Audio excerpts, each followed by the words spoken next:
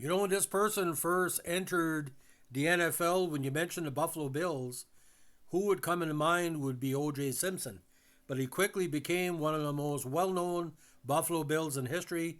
Only really Jim Kelly's and his teammates were higher on the media echelon. Joe Ferguson, now born Joseph Carlton Ferguson Jr. in Alvin, Texas, April 23rd, 1950. 6'1", 195, very, very durable player. He played in the NFL for 17 seasons, primarily with the Bills between 73 and 84. He played college football at Arkansas. Now, when he broke in high school football in Sherbrooke, Louisiana, for Woodland High School, he became high on the college recruiter radar.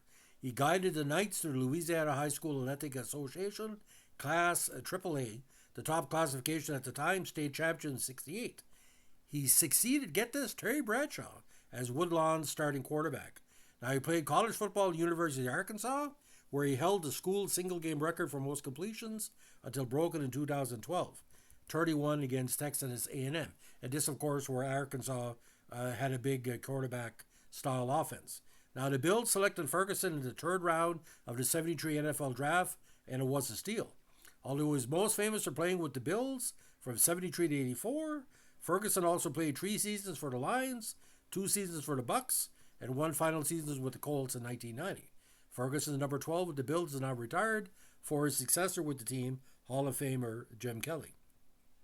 Now, he placed in top 10 in pass attempts 5 times, completions and passing yards 4 times, passing touchdowns 6 times, and yards per pass 3 times.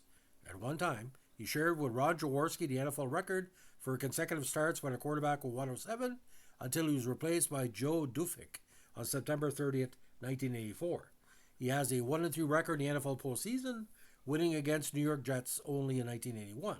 These 3 losses came from the Bengals in those same 81 playoffs, the Chargers the year before in 1980, a game in which he played the entire contest with a sprained ankle, and in 74 to the Steelers. He retired after the 1990 season after playing only 1 game with the Colts. Now, in 95, he briefly came out of retirement to serve as a backup quarterback for the San Antonio Texans of the CFL South Division. Kay Stevenson, who had coached Ferguson his last year in Buffalo, was coach with San Antonio at the time and needed an inexpensive backup who knew Stevenson's system after starter David Archer was injured midseason.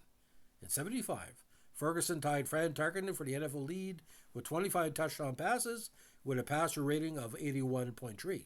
He also surpassed 20 TD passes in 3 other seasons, 80, 81, 83. He finished his career with 196 touchdowns thrown and 209 interceptions. Again, 57 pick in 73 draft. Bills 73 to 84, Lions 85 to 87, Tampa Bay again 88 and 89, and the Colts in 1990, and he's 1 year in the CFL. He was the NFL passing yards leader in 77, passing touchdowns leader in 75, and Buffalo Bills Hall of Fame. Passing attempts 4,519, completion 2,369, completion percentage 52.4, 196 TDs, 209 interceptions, 29,817 passing yards. So, very, very interesting career. Several seasons at 500 or above. With Buffalo and that the big decade from 73 to 83, 9-5, 9-5, 8-6, 2-5, 3-11, 5-11, 7-9, 11-5 in 1980, 10-6, 4-5, 8-8, but the tough 84 season. And he only won 2 games in Detroit in 1986. For many, his best campaign was 1997. He averaged 200 yards per game on 48.4% passing percentage, 221 for 457, 2,800 yards. But of course, in 81, he had 3,600 yards with 228.3 yards per contest.